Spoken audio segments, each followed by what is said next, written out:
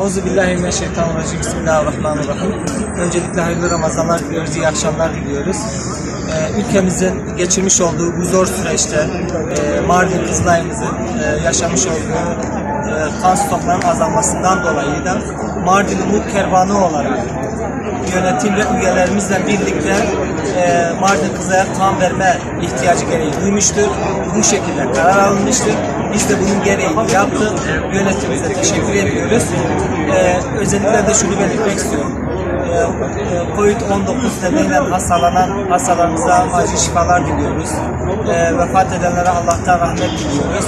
Ve bu süreçte de mutlak surette halkımızı Kızılay'a, Mardin Kızılay'a kan bağışında bulunmaya davet ediyoruz. Bütün kardeşlerimiz gelsin. Bir can, bir kan, bir hayat kurtarır. Gelsinler de bu şekilde herkes kan versin. Herkese çok teşekkür ediyoruz.